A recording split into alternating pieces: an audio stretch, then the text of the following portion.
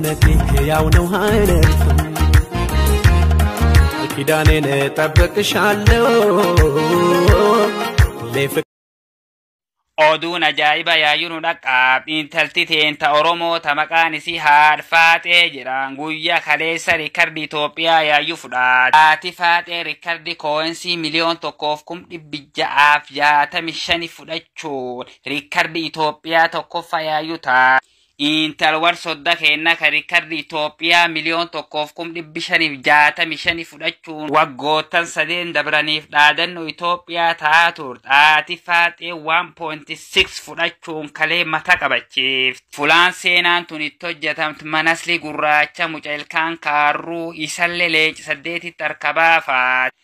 Warroonni leenci arkabaafachuun riikardi tanaaf abbootii maqaan isaanii kunooti. Ab Bilaalfa sanyii gadaafa abbaa qacuufa abbaa cabsaafa aadda sabboontuufa gurraachilkaan kaarruu aslifa anisiifanfa Umar Suleymanfa Umar Useenfa sabboona saba firoomsa karrayyuufa abdi ukkumeefa raami malkaafa umaabar mubaarak musammaafa aliyyi sabboonafa birra 43 hararge kiingfa.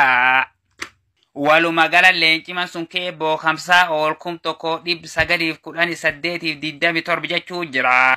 Haati faaxee koo'insi 1.6 fudhachuun akka Itoophiyaa gammachuu baate of wallaalte qilleexamuun saa 24 keessa saa 2 calla rafti jechuu jira. Miidiyaan Aljaziiraalleen seena haadha faaxee akkan jechuu jira. Haati faaxee waggoo 9 durayyuu Feesbuukaaf Yuutuubiif Tiiktokiif miidiyaa garagaraa irratti gargaartu ijoollee Oromoo kataatu war fuudhaaf heerum raawwatirra bir dhaabbachuun haal mijeessaa fi tur jechuu dubbaat. Haati faaxee kongoraaleeshoon ta'uun saa 72 keessa biyyootan duraan dhaquuf hawwaa turte Kanada yaayuu deem. Haati faaxee danfa dadhabbiisii ka waggoo 9 hojjechaa turte.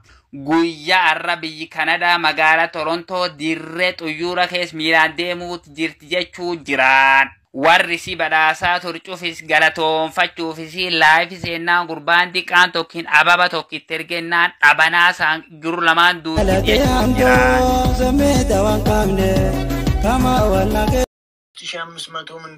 Banneerra yaa Oromoo mi'a maraachuu fi maakiin geemii taphataa jiranii mallaqa isaan tiktookii keessaa qaban laala. Foloowarsii baay'ee qabanii mee eenyutu caalaa akka mallaqa qabu laalla. Gudiin isinitti dhufe fatanaan dhufe maakii laallaa dura maakii laallaa rabbi adaanii fooloon goone haga amma maakii ifama maakii kun achumaan fooloo si godhe amma ergasii akkana goona bakka maqaa isii kana dhufnee akkana yoo qabne username copy ta'a ergasii booda googilii deemna googilii irratti tiktok calculator ka jedhu godhayna ergasii kana gadi buunee tiktok money calculator ka jedhu irratti tuwina ergasii booda gara ol dhufna bakkana dhufnee akkana qaqqabna akkana yoo goone maqaa isii kareef copy goone in dhufa yoo akkana goone maakii oroo mallaqa meeqa akka isiin qabdu nutti agarsiisa.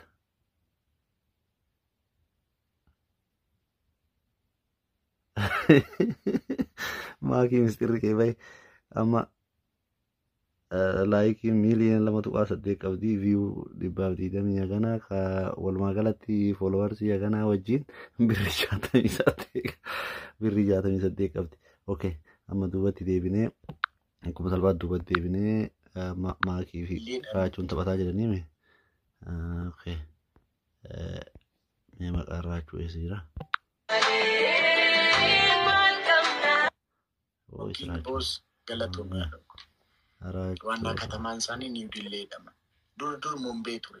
Amma garuu New Delhi.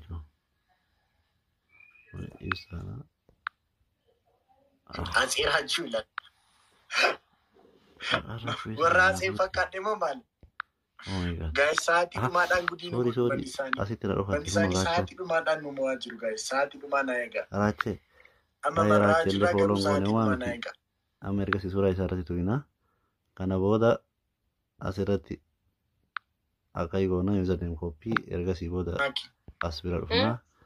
As bira dhufnee maakii keessaa balleessinaa. Ergasii booda raachuu tasfaayee okay.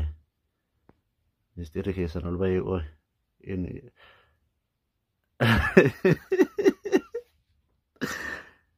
akkasitti ministeerri keessan ol bahe raachoon 67